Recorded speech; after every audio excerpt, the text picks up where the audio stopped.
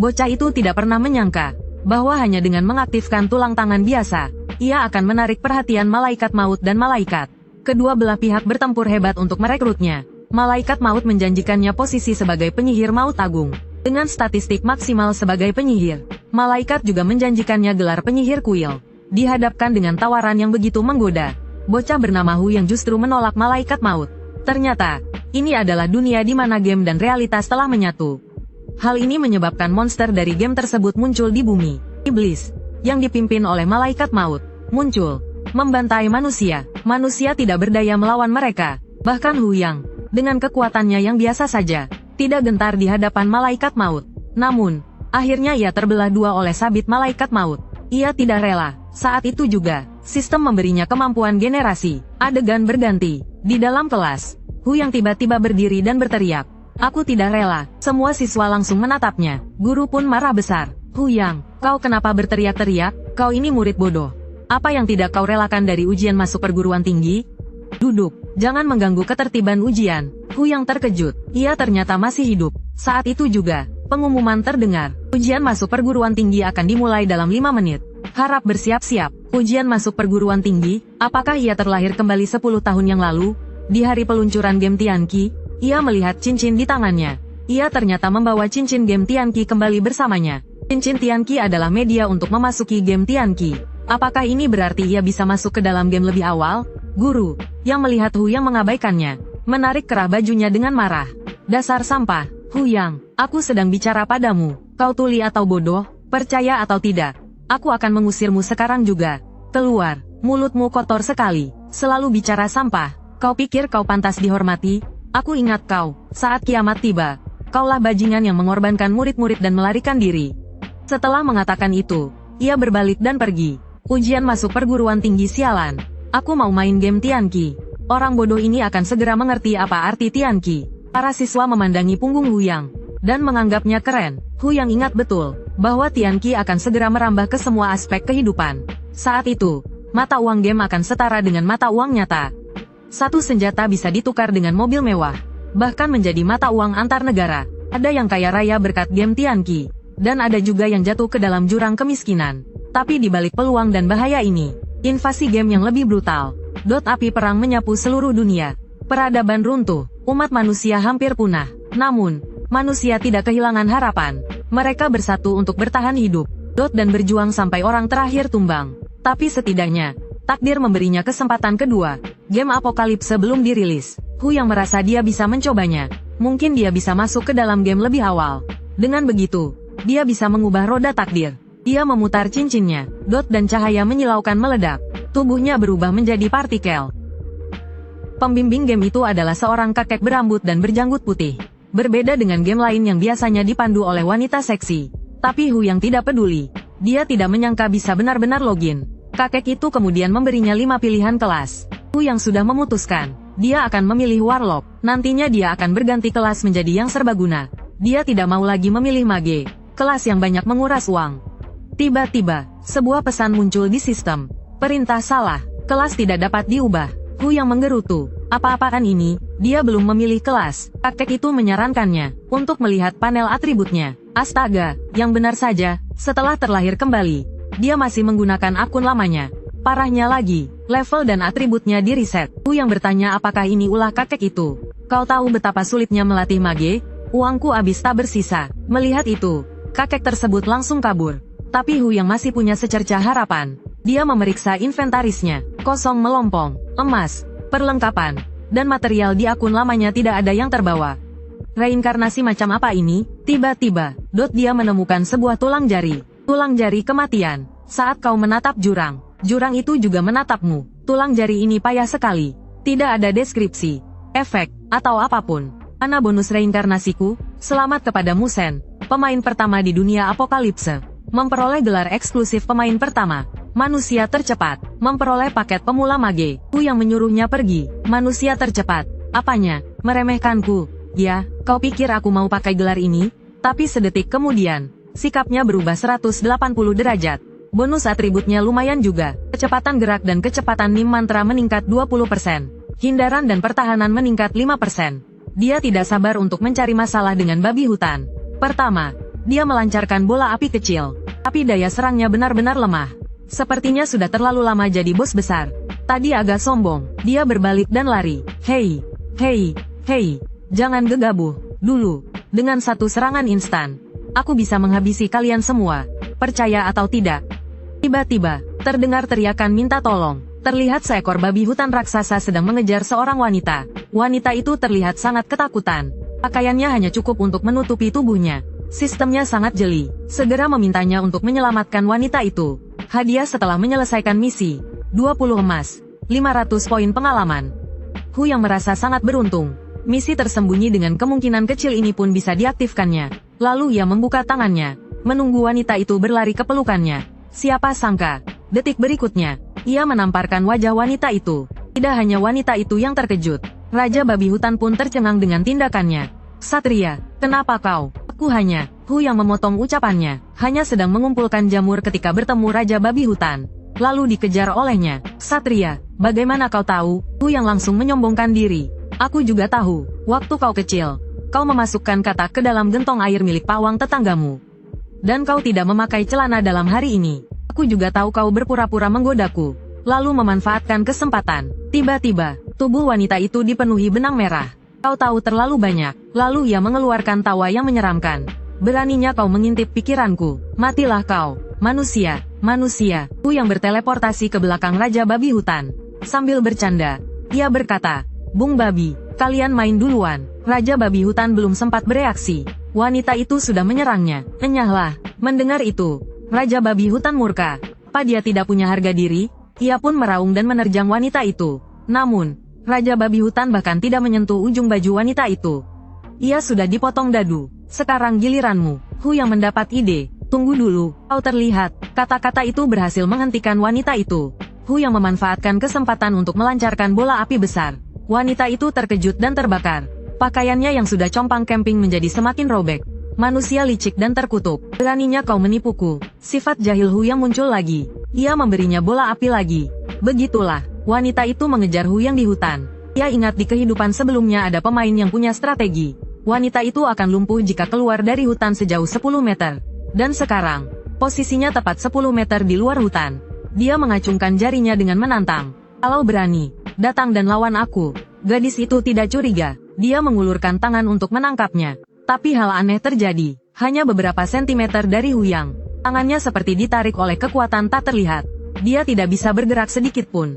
Dia tidak mengerti mengapa, tapi Hu yang licik. Dia langsung melepaskan hujan api. Gadis itu menjadi sasaran empuk. Saat benang merah di tubuhnya menghilang, gadis itu pingsan. Sistem memberitahunya bahwa dia berhasil membunuh bunga kecil terkutuk. Dia mendapat hadiah 500 emas, 1500 EXP. Menyelamatkan sang gadis. Hadiah 200 emas, 500 EXP. Misi tersembunyi bunga kecil terkutuk selesai. Hadiah 1000 emas. EXP akun menjadi. Levelnya naik menjadi 2. Sepertinya bunga kecil benar-benar pembawa keberuntungan. Saat dia hendak melihat hadiah apa yang dijatuhkan bunga kecil, sistem memberitahunya bahwa tulang tangan dewa kematian juga telah naik level. Tapi masih dalam status belum aktif. Untuk mengaktifkannya, dia membutuhkan 3 material.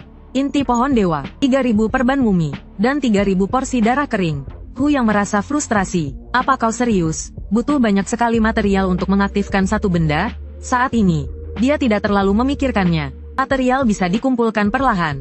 Dia membantu bunga kecil bangun. Untuk berterima kasih atas penyelamatannya, bunga kecil memberinya tongkat api surgawi dan jepit rambut. Hu yang memang licik. Dia menunggu bunga kecil terkena energi jahat. Kalau tidak, bagaimana dia bisa mendapatkan misi tersembunyi?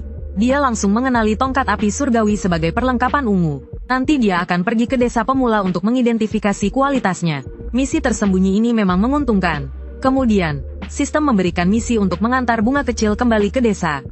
Hu yang menerimanya tanpa ragu. Saat menggendong bunga kecil, Hu yang langsung berubah mesum. Sentuhan kenyal ini, luar biasa. Tianqi tetaplah Tianqi yang dulu. Dia segera tiba di desa pemula. Desa itu ramai. Kakek, aku kembali. Ternyata bunga kecil adalah cucu kepala desa. Bunga kecil berterima kasih kepada Hu yang karena telah menyelamatkannya. Kalau tidak, dia mungkin tidak akan pernah melihat kakeknya lagi. Tao Tao, pejuang pemberani ini. Terima kasih. Tao Tao, izinkan aku memperkenalkan diri. Tao Tao, berhenti. Tao Tao, letakkan kuacinya kembali. Tao Tao, Tak perlu basa-basi, cepat berikan misinya. Kalau tidak didesak, kakek tua ini akan terus mengunyah kuaci.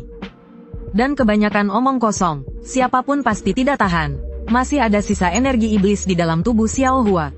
Dia butuh darah mayat hidup yang terinfeksi iblis untuk membersihkannya sepenuhnya. Setelah menerima misi, Hu yang bergegas pergi. Pertama, dia pergi ke toko ramuan. Penyihir yang akan berburu monster. Tentunya harus bersiap-siap agar lebih aman. Yo, datang lagi. Adik kecil, penjaga toko adalah seorang wanita seksi. Hu yang merasa sedikit kewalahan. Dia segera mengatakan butuh 28 ramuan biru kecil. Ramuan biru kecil harganya 50 koin emas per botol. Dia langsung membayar 1.200 koin emas. Itulah mengapa Hu yang berpikir kalau bukan orang kaya, jangan main penyihir. Tiba-tiba, sebuah aroma harum menyeruak. Adik kecil, cuma mau ramuan biru, tidak mau kakak juga, kakak sedang senang hari ini. Bisa kasih diskon 50% loh. Hu yang bergidik ngeri mendengarnya. Tidak usah, tidak usah. Bercanda saja, dia tidak berani macam-macam dengan tukang besi berotot itu. Kau menggumamkan apa, nak? Tidak ada apa-apa, maksudku. Tuan tukang besi, Anda gagah perkasa. Tolong berikan saya kartu identifikasi. Semoga Anda dan apoteker langgeng selamanya. Anak pintar, Hu yang mencari sudut yang tenang. Identifikasi ini lebih menegangkan daripada judi batu di dunia nyata. Nantinya akan ada orang yang khusus melakukan ini. Dia memutuskan untuk mempertaruhkan masa lajang tuan tukang besi selama 10 tahun. Berharap mendapatkan kualitas yang bagus. Identifikasi berhasil, kualitasnya ungu, dan memiliki efek ledakan sihir terbaik. Juga ada efek pemulihan mana. Untung besar. Kemudian dia melangkah dengan penuh percaya diri sambil bersenandung. Di area zombie, hujan api turun mengkremasi mereka secara gratis. Hu yang tidak menyangka, hujan api dengan probabilitas 10% akan sering terpicu di tangannya. Atau mungkinkah tulang tangan kematian membuatnya lebih kuat? Atau mungkin dia jadi lebih tampan? Dia dengan cepat mengumpulkan 6.000 darah kering. Server akan segera dibuka. Membayangkannya saja sudah seru. Ratusan orang akan berebut satu zombie. Adegan itu, gaga, waktu menunjukkan pukul 12. Semua orang mulai memutar cincin mereka. Hanya sebentar, desa pemula dipenuhi cerita tentang mendekati apoteker. Banyak orang yang pengalamannya malah jadi negatif karena dibunuh tukang besi. Segera ada orang yang mengatakan di obrolan dunia kalau mereka tidak melihat mayat hidup. Hu yang mulai mendirikan lapak. Dia ingin menjual barang-barangnya untuk mereka yang mengeluh di obrolan dunia. Biarkan mereka menunggu 1,5 jam. Nanti gamenya akan diperbarui. Dia memperkirakan, barang-barang ini setidaknya bernilai 30.000. Setara dengan upah per jam 30.000. Jauh lebih baik daripada kerja paruh waktu. Setelah dilihat lebih dekat, si licik ini sudah level 4. Dia benar-benar selangkah lebih maju. Dia kemudian mulai berteriak, barang tidak bagus, harga tinggi, jangan lewatkan kesempatan ini. Lihat si bodoh itu, tidak berburu monster untuk naik level. Malah berjualan di sini. Jualan apa sih? Benar, menyebut dirinya dewa kayu. Kurasa dia dewa kayu gila. Hu yang terkekeh. Aku ini menyembunyikan levelku. Tiba-tiba, sepasang kaki jenjang muncul di hadapannya. Barang tidak bagus. Harga juga tinggi. Hu yang tertegun. Ternyata itu Ting Sue Wan Er. Kemunculannya langsung membuat semua orang terpesona. Kaki yang indah, ditambah dengan wajahnya yang cantik jelita. Aku rela menukar 100 tahun umur teman di sampingku agar dia menjadi pacarku. Ting Sue Wan Er adalah penyihir yang akan masuk 10 besar di masa depan. Dia juga adalah komandan tertinggi di salah satu zona Tiongkok setelah kedatangan Wahyu. Guild Ting Sue Xiaozu yang dia dirikan juga didukung oleh pemerintah. Di awal Wahyu, fitur penyesuaian penampilan pemain belum tersedia. Jadi penampilan dan bentuk tubuh pemain 100% sama dengan aslinya. Sepertinya penampilan dan bentuk tubuh Wan Er di dunia nyata juga luar biasa. Hu yang tidak menyangka akan bertemu Dewi ini di sini. Dia terlihat sangat imut. Mungkin inilah kesenangan dari sistem pengembangan karakter. Pria semua sama saja. Kau berteriak-teriak begitu semangat. Aku ingin lihat apa yang kau jual. Ini baru awal permainan. Tapi dia sudah punya banyak perlengkapan dan darah zombie. Semua orang berebut monster di zona zombie. Dari mana dia mendapatkan semua barang ini? Nona, mau beli apa? Berapa harga semuanya? Hu yang berkata karena dia cantik. Totalnya 54.800. Ku bilang saja 55.000. Ting Sue Wan Er tercengang mendengarnya. Biasanya ada diskon kalau beli semuanya. Tapi ini malah lebih mahal. Hu yang menyeringai. Kalau merasa kemahalan, ada cara untuk mendapatkan diskon. Biarkan aku menyentuh kakimu. Akan ku diskon 20%. Cabul, tidak tahu malu. Hu yang yakin dia akan setuju. Kalau tidak mau, ya sudah. Toh, kesempatan sudah kuberikan. Kesempatan tidak datang 2 kali. Ting Sue Wan Er juga bukan orang bodoh. Dia tahu Hu yang sengaja menipunya. Meskipun Ting Sui Xiaozu tidak kekurangan uang, tapi, saat itu juga, sebuah suara terdengar dari kejauhan. Aku tawar 100.000, aku ambil semua barang ini. Hu yang melihat, orang yang sudah dikenalnya, ternyata itu si gila dewa perang. Dia merasa sedikit geli, orang ini sangat berkesan baginya. Di kehidupan sebelumnya, orang ini sering menindasnya, mengandalkan posisinya sebagai ketua guild gila, dan sebagai salah satu dari 10 pejuang teratas di server. Dia sering merampas bos dan membunuh pemain lain dengan semena-mena. Beberapa kali senjatanya dan perlengkapannya dihancurkan olehnya. Karena itu, levelnya tertinggal dari pemain lain. Tapi di kehidupan ini, tunggu saja kau, gila dewa perang. Apa maksudmu? Aku dan penjualnya sudah sepakat. Nona kecil, kalau belum ada transaksi, berarti belum sah. Penawar tertinggi yang menang. Itu wajar, kan? Dia pikir Ting Sui Waner memang cantik, tapi dia tidak akan membiarkannya merebut perlengkapannya. Ting Sui Waner langsung menawar 150.000. Aku tawar 200.000. Tepat transaksi. Hu yang senang menonton drama ini. Kelompok seperti Ting Sui dan gila dewa perang yang sudah siap sedia, rela mengeluarkan banyak uang untuk membeli perlengkapan demi mendapatkan Feskil di Dunggeon. Maaf, Feskil milikku. Ting Sui Waner juga mulai berpikir, 200.000 sudah terlalu mahal. Tapi jika mendapatkan perlengkapan ini, kekuatan pemain inti guild akan meningkat pesat. Di awal permainan, mereka bisa dengan mudah mengalahkan guild lain. Aku tidak boleh melewatkan kesempatan ini, apalagi membiarkan gila dewa perang mendapatkannya. Ting Sui Waner tiba-tiba tersipu malu. Sesuai kata-katamu tadi, 10 kali, lalu transaksikan padaku. Lagi pula ini hanya di dalam game, tapi Feskil di Dunggeon harus kita dapatkan. Hu yang tidak menyangka dia benar-benar setuju. Kau yang bilang begitu, jangan ingkar janji ya. Lalu dia mulai mengusir. Dengar, aku mau menjual ini ke nona cantik ini. Kalian pergi saja sana. Apa? Kau tahu siapa aku? Berani bicara begitu padaku? Kau cari mati? Peduli amat. Jangan ganggu aku berjualan di sini. Pergi. Ini membuat gila dewa perang sangat marah. Dia langsung mengancam. Beranilah keluar dari zona aman. Bos, jangan marah. Nanti setelah keluar desa, kita habisi dia. Setelah keluar desa, akan kuhajar kau sampai babak belur. Di dalam hutan, terdengar suara-suara yang mengundang imajinasi. Jangan. Apa ini benar-benar boleh? Alah, biasa aja. Sekali mencoba, 2 kali terbiasa. Lain kali kita transaksi lagi ya. Dasar pria brengsek, ogah transaksi lagi sama kamu. Tenang saja, pasti ada lain kali. Lain kali aku mau pegang sepuasnya. Xiao Waner, kau takkan bisa lepas dariku. Wajah Ting Sui Waner memerah. Meskipun dewa kayu ini mesum, tapi tadi, aku tidak pernah rugi. Diskon 20%, jadi 120.000. Bayar di muka, barang langsung dikasih. Mana uangnya? Cuma pakai uang? Aku. Itu, Hu yang langsung menyudutkannya ke pohon. Itu apa? Kau mau menepati janji soal pegang paha? Nona cantik, kalau begitu aku takkan sungkan. Jangan, aku tidak. Jadi kau mau ingkar janji? Aku, Ting, sudahlah, aku mengalah saja. Kita transaksi saja, anggap saja kau berhutang padaku. Apa ini tidak apa-apa, aku dan orang gila memang bermusuhan. Anggap saja membantumu adalah hal yang mudah. Siapa sebenarnya dewa kayu ini? Dia bisa mendapatkan begitu banyak persediaan di awal. Lagi pula, dia sendirian dan sudah menyinggung orang gila dan kelompoknya. Jika perlu, kita bantu dia saja. Adegan berganti, Hu yang pergi ke rumah kepala desa untuk menyelesaikan misi. Terima kasih, pahlawan. Dengan darah kering ini, energi jahat yang mengganggu Xiao Hua bisa dihilangkan.